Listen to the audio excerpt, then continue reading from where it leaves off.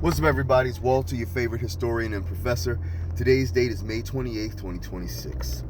So you have seen, of course, the results of the Republican Texas Senate primary in which Ken Paxton prevailed over longtime Republican Senator John Cornyn. This represents a major victory for the MAGA movement and a catastrophic defeat for the moderate wing of the GOP, a slowly dying wing of that party that represents the old school, the Reagan-Bush wing of the Republican Party. Cornyn's defeat is the second in as many weeks of a long time, more traditionalist Republican incumbent going down in flames to a Trump-endorsed MAGA opponent in the primary. If you recall, also, Senator David Cassidy of Louisiana lost his primary not too long ago to a Trump-backed opponent. So, what does this mean for the Democrats? Well, my dear friends, Democrats likely have hoped for this result. Ken Paxton, given his toxic nature, toxic policies, and absolutely ridiculous behavior as Attorney General of Texas, he has a shitload of baggage that comes along with his campaign and candidacy that Democrats will make quick work of.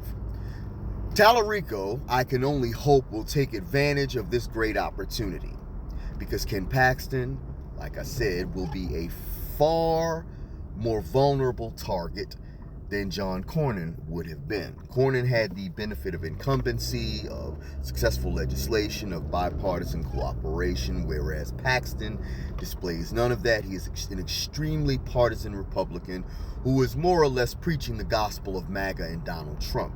That's something that the Democrats can easily work against and destroy if they mobilize their resources correctly. In addition, like I said, Paxton also has a toxic personal history, adultery. He has waged war against various types of Democratic politicians and Democratic legislation while in Texas. He's just a horrible individual. Let's just put it real, okay? And like I said, because of all that, he's very vulnerable. That now puts that seat in play.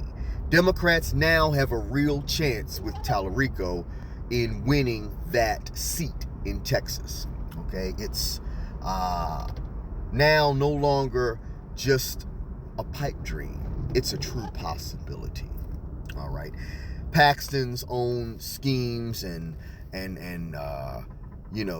toxicness will probably turn off a lot of moderate Texas voters, ladies and gentlemen, leading them to either not vote at all or vote perhaps for Tallarico.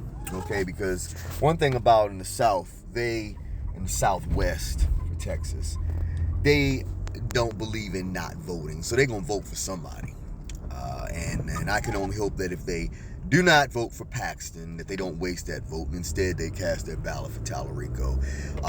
And a Tallarico win in Texas would make him the first Democratic senator, all right, in that state in decades.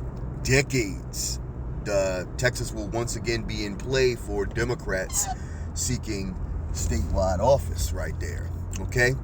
So we can only hope. We'll definitely be paying a lot of attention to this. But aside from that, just want to reemphasize that Cornyn and Cassidy, both going down in defeat to Trump-endorsed challengers in their primaries, represents that the old guard of the Republican Party, ladies and gentlemen, is now all but dead. Republicans who stand against Trump or even give the appearance of independence from Trump will soon find themselves primaried and their political career in the Republican Party, anyway, likely over. At this point in the Republican Party, you are not allowed to stand against Trump. You are not allowed to be independent. You are not allowed to voice opposition to Trump's agenda. If you do, you will be labeled a rhino. He will back a primary challenger against you, and you will likely lose your seat. This is exactly what happened with Cornyn and Cassidy. Okay, Trump held off in making an endorsement for the longest time in the contest between Paxton and Cornyn, but at the last minute he decided to bless Paxton with an endorsement, which is likely what put Paxton over the line. Okay, in enabling a lot of Texans who might have been on the fence up to that point to cast their ballots for Paxton as opposed to Cornyn. Okay, and so now he is gone. Well, will be gone, because essentially the seat is now open. He has lost his primary and he goes no further. His political career is likely over after this. And so we will have a contest for the next several months in Texas between James Tallarico and Ken Paxton over who will win that Senate seat in the great state of Texas. So again, we will keep you posted on all of this, because we will be following this race closely, because now it is truly a possibility that the Democrats could pick up this seat.